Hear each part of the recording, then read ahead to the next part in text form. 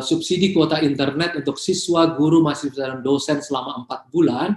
Ini untuk siswa 35 GB per bulan, guru 42 GB per bulan, mahasiswa dan dosen 50 GB per bulan, jumlahnya adalah 7,2 triliun.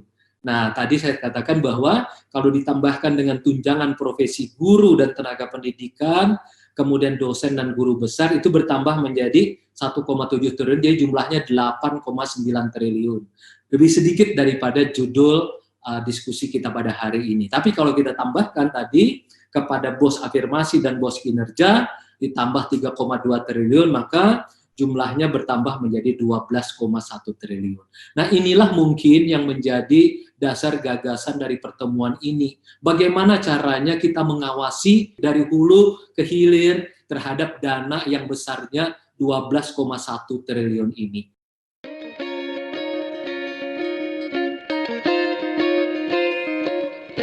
Waktu kami berikan kepada Bapak Fajrul Rahman, staf khusus bidang komunikasi dan juru bicara Presiden RI, sebagai keynote speaker webinar Tagar hari ini. Silakan Pak Fajrul. Oke, baik. Saya mulai. Halo? Ya. Assalamualaikum warahmatullahi wabarakatuh. Salam Namo Buddhaya, Om Swastiastu, salam kebajikan.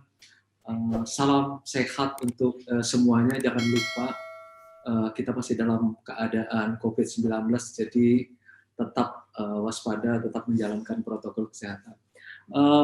Terima kasih banyak kepada tagar.id yang memberikan kesempatan kepada kami untuk berbicara pada hari ini di dalam diskusi webinar tentang mengawal anggaran kuota 9 triliun. Yang saya hormati Tagar ID, semua wartawan dari pimpinan redaksi sampai kepada wartawan di lapangan. Kemudian yang saya hormati Pak Prof. Nizam, Ibu Agustina Wilujeng Pramestuti, Bapak Alvin Lee, Pak Prof. Henry Subiakto, sahabat saya Pak Profesor Dr. Insinyur Asep Saifuddin, Pak Ono Purbo, Ibu Nur Hidayah Masri, Pak Ardolok Barman Manurung, Pak Muhammad Idris, Ibu Nuria Maris, dan juga nanti moderatornya adalah pimpinan redaksi Tagar.id, Saudara Petra Tumanggor. Selamat siang dan terima kasih untuk kesempatannya. Saya diberi kesempatan untuk memberikan semacam pengantar. Pada hari ini saya akan membawakan sedikit tentang Indonesia bangkit dari pandemi di solusi bidang pendidikan. Saya ingin memberitahukan saja bahwa kemarin saya sebagai anggota ILUNI atau alumni Universitas Indonesia diminta oleh Universitas Indonesia, diantaranya oleh para alumni, untuk menyebarluaskan semacam himbauan kepada seluruh mahasiswa maupun dosen di Universitas Indonesia terkait dengan himbauan pemutahiran data nomor telepon pada SIAK NG.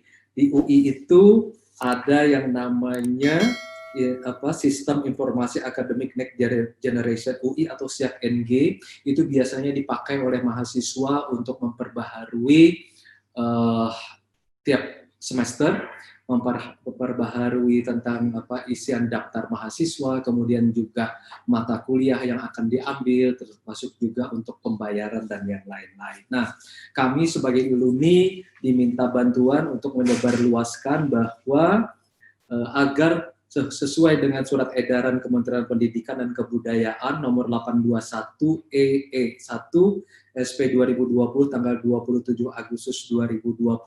Terima kasih ini Pak Nizam, mengharapkan agar mahasiswa Universitas Indonesia melakukan pemutahiran data nomor telepon pada isian data mahasiswa pada situs SIAK SG. Di situ disebutkan bahwa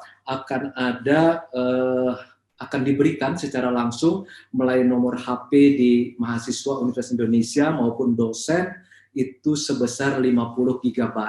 Nah, saya berusaha menyampaikan itu ke sejumlah WA group, termasuk juga menyampaikannya melalui sejumlah media sosial sebagai tanggung jawab sebagai anggota ILUNI. Nah, itulah yang sebenarnya yang kita bicarakan pada hari ini. Sudah ada upaya dari universitas, setidaknya Universitas Indonesia, untuk meminta pada para alumninya untuk menyebarluaskan mengenai upaya Kemendikbud mengalokasikan dana untuk subsidi kuota internet. Nah, yang terjadi sebenarnya adalah berapa sebenarnya nilai yang akan diberikan. Yang saya catat sebenarnya ada 7,2 triliun untuk kuota internet selama 4 bulan.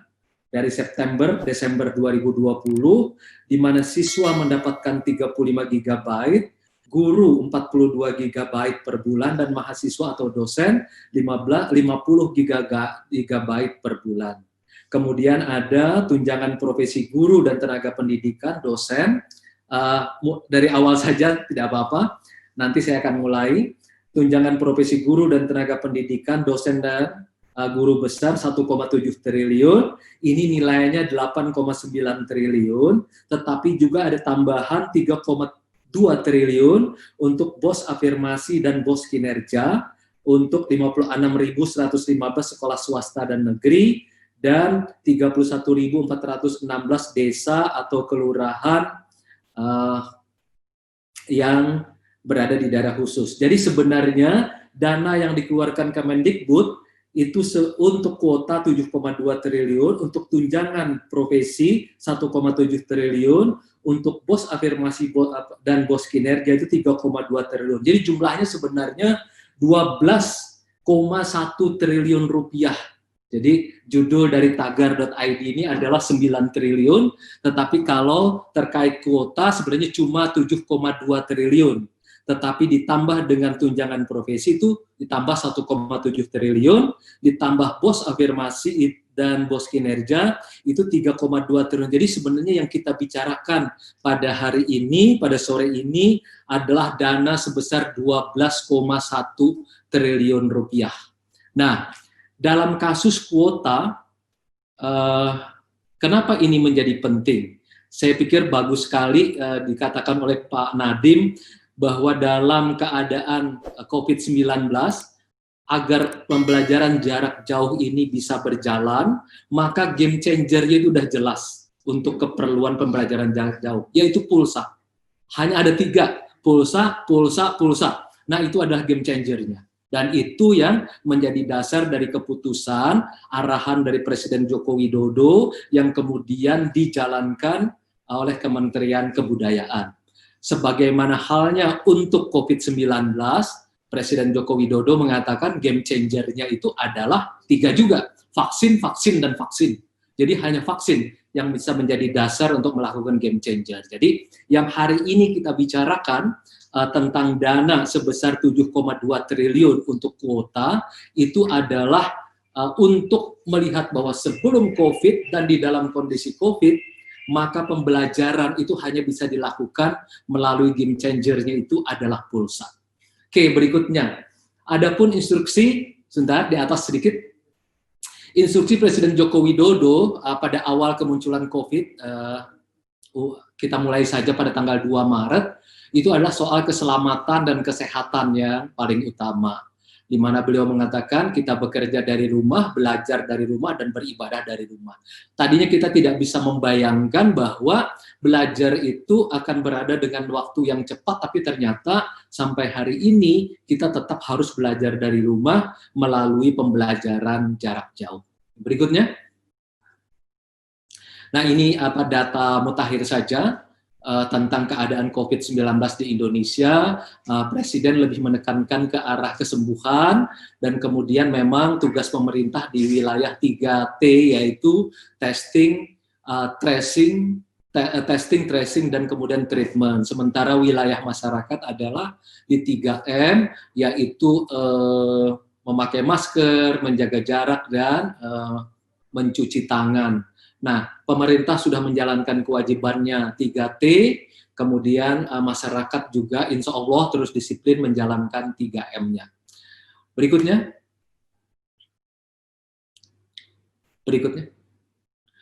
Nah, sejak Maret 2020 sebenarnya Kemendikbud telah melakukan penyesuaian kebijakan dan menyertakan inisiatif dan solusi di masa pandemi. Ini nanti secara teknis akan dijelaskan oleh Pak Dirjen, Pak Prof. Nizam. Saya tidak perlu memperpanjang lebih jauh, tetapi pada intinya adalah apa yang dikerjakan oleh Kemendikbud ini sesuai dengan arahan Presiden agar di masa COVID-19 kita bisa tadi belajar dari rumah, kemudian bekerja dari rumah, dan kemudian juga beribadah dari rumah. Dan ini adalah dituangkan secara langsung oleh Kemendikbud dalam satu timeline soal kebijakan pendidikan. Berikutnya. Nah, ini juga upaya dari Kemendikbud sebenarnya untuk memastikan bagaimana pembelajaran tatap muka itu terakhir diperbolehkan untuk zona hijau. Nah, sekarang ini yang kita bisa lihat bahwa sebagian besar memang sudah cukup beranjak 48% kabupaten berada di zona merah dan oranye, dari 245 kabupaten dan kota, dan sekitar 52% berada di zona hijau. Tetapi ini juga tetap melalui syarat-syarat tertentu yang harus diputuskan oleh pemerintah daerah sebagai sebagai pimpinan di daerah masing-masing. Jadi tetap saja nanti Kemendikbud itu akan bekerja sama dengan para pimpinan daerah untuk menetapkan mengenai pembelajaran tatap muka ini. Berikutnya. Presiden mengatakan bahwa kita tahu, menurut beliau, bahwa pandemi COVID-19 harus kita jaga momentum untuk melakukan percepatan transformasi digital. Karena di masa pandemik maupun next pandemic, kita harus mengubah. Beliau menyebutnya sebagai perubahan fundamental atau transformasi fundamental dalam segala aktivitas kehidupan kita. Hingga nanti ditemukan vaksin COVID-19 yang Presiden mengatakan insya Allah melalui 3 strategi, yaitu melalui mencari ke sudut manapun di dunia, dari Tiongkok, Inggris sampai ke negara-negara Skandinavia, kita mencari supaya kalau memang ada yang sudah dalam bentuk jadi, kita akan beli, dan pemerintah menyiapkan dananya. Dan yang strategi kedua adalah kerjasama antara Bio Farma dengan Sinovac. Kemudian yang ketiga adalah vaksin merah putih. Nah, ini sebenarnya ada game changer di dalam kita menghadapi COVID-19 ini. Tetapi sebelum itu berjalan, keputusan yang diambil oleh Presiden adalah yang menjadi kebijakan dari Kemendikbud sekarang, khususnya di dalam upaya pembelajaran di Indonesia. Nah, di sini beliau mengatakan bahwa semua kegiatan kita sekarang praktis berubah ke arah ke online dan digital. Salah satunya adalah transformasi digital yang terkait dengan pendidikan. Berikutnya. Nah, ini tadi yang saya sampaikan di awal, bahwa ini juga saya dapatkan dari Kementerian Pendidikan dan Kebudayaan, bahwa subsidi kuota internet untuk siswa, guru, mahasiswa, dan dosen selama 4 bulan, ini untuk siswa 35 GB per bulan, guru 42 GB per bulan, mahasiswa dan dosen 50 GB per bulan, jumlahnya adalah 7,2 triliun. Nah, tadi saya katakan bahwa kalau ditambahkan dengan tunjangan profesi guru dan tenaga pendidikan, kemudian dosen dan guru besar, itu bertambah menjadi 1,7 triliun, jadi jumlahnya 8,9 triliun. Lebih sedikit daripada judul diskusi kita pada hari ini. Tapi kalau kita tambahkan tadi kepada BOS afirmasi dan BOS kinerja, ditambah 3,2 triliun, maka jumlahnya bertambah menjadi 12,1 triliun. Nah, inilah mungkin yang menjadi dasar gagasan dari pertemuan ini. Bagaimana caranya kita mengawasi dari hulu ke hilir terhadap dana yang besarnya 12,1 triliun ini. Nah, salah satunya adalah tentu saja kalau kita mengikuti apa yang disebut sebagai mekanisme di manajemen, yaitu mulai dari perencanaan, kemudian pengorganisasian, kemudian juga actuating-nya, kemudian juga di controlling-nya. Jelas bahwa ini satu napas dari perencanaan kepada controlling, atau dalam hal ini adalah pengawasan sebagai feedback dari perencanaan tersebut, itu bagian dari satu alur manajemen. dari perencanaan hingga ke pengawasan atau controlling yang merupakan feedback dari perencanaan tersebut. Jadi dari hulu perencanaan kita harus awasi, kemudian di hilirnya ketika sampai kepada dosen, mahasiswa, siswa, dan guru itu betul-betul juga diawasi. Salah satunya tentu pengawasnya adalah media massa seperti tagar.id, maka kami betul-betul berterima kasih terhadap hal ini. Oke, berikutnya. Nah, terkait dengan teknologi komunikasi dan informasi, Presiden memang sudah menyampaikan pada tanggal 14 Agustus yang lalu bahwa pada tahun ini akan digunakan dana 30,5 triliun untuk melakukan transformasi digital. Selama 3 tahun berturut-turut akan dipakai dana 80 triliun, sehingga untuk mendorong agar akses internet ini betul-betul bisa dicapai di seluruh Indonesia. Jadi ini yang menjadi penting juga bahan pemikiran kita, bahwa subsidi kuota internet ini tentu pada daerah-daerah yang bisa dicapai internet dengan akses internet, tetapi ada daerah-daerah tertentu yang belum bisa dicapai oleh internet. Ini perlu juga menjadi bagian dari pengawasan dan diskusi pada hari ini. Bagaimana mencapai mereka yang belum ada internetnya, padahal mereka juga memerlukan belajar terkait dengan dalam situasi COVID-19 ini. Berikutnya.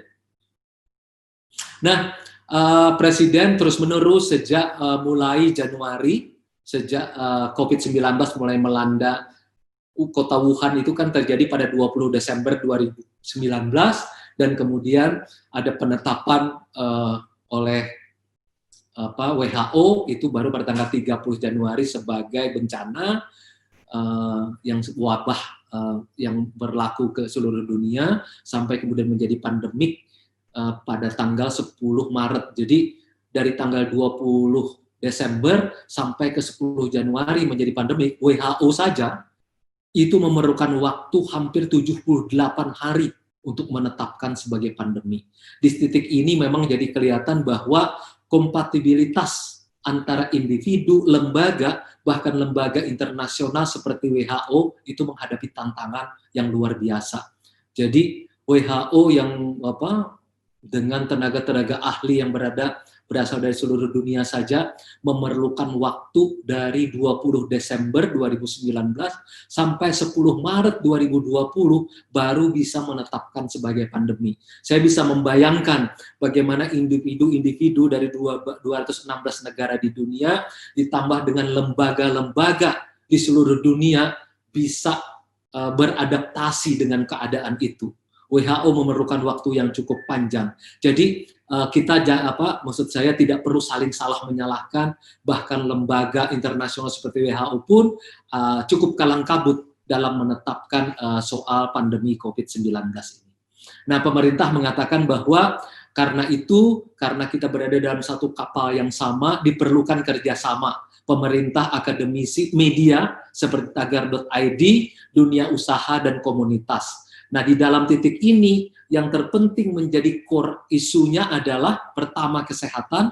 Tadi beliau masih juga mengatakan pada pengantar di Istana Negara pada rapat paripurna, mengatakan bahwa kesehatan nomor 1, baru kemudian ekonomi. Apabila ekonomi berjalan dengan baik, tetapi yang lebih baik lagi adalah disiplin kita dalam menjalankan protokol kesehatan, dan yang ketiga adalah norma baru. Hari ini kita bicara tentang hal yang bersifat sosial budaya, yaitu norma baru di dalam belajar mengajar.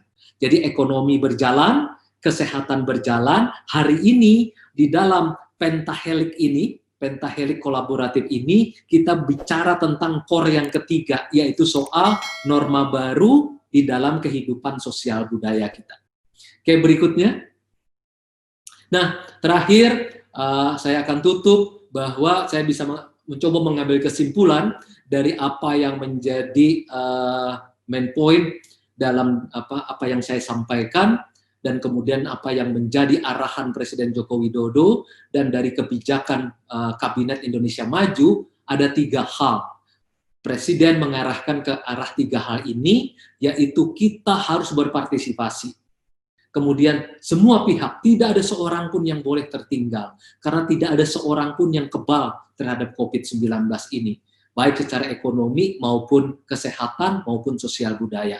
Kita harus bekerja sama, berkolaborasi. Tidak ada jalan lain, karena tidak ada seorang pun yang bisa melepaskan diri dari kemungkinan terkena akibat dari COVID-19 ini. Dan yang ketiga, inovasi.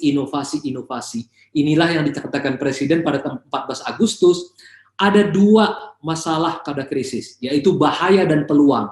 Tugas kita adalah membajak krisis ini, mengambil titik peluangnya, dan mendorong inovasi. Dan apa yang dikerjakan sekarang oleh Kemendikbud melalui mendorong ke arah game changer, Pulsa ini, kemudian juga tunjangan profesi maupun bos afirmasi, ini bagian dari inovasi secara kelembagaan, secara program untuk menghadapi upaya belajar mengajar dalam kondisi COVID-19. Dengan demikian, saya akhiri, salam sehat, jalankan protokol kesehatan. Insya Allah kita bersama-sama bisa mendapatkan vaksin COVID-19 sekitar Desember sampai dengan di pertengahan 2021, sehingga kita bisa berada dalam suasana yang normal lagi. Dengan demikian, salam sehat, jangan lupa pakai masker kemana-mana. Terima kasih. Assalamualaikum warahmatullahi wabarakatuh. Waalaikumsalam. Baik, terima kasih Pak Fajrul untuk poin-poin penting dalam webinar Tagar hari ini.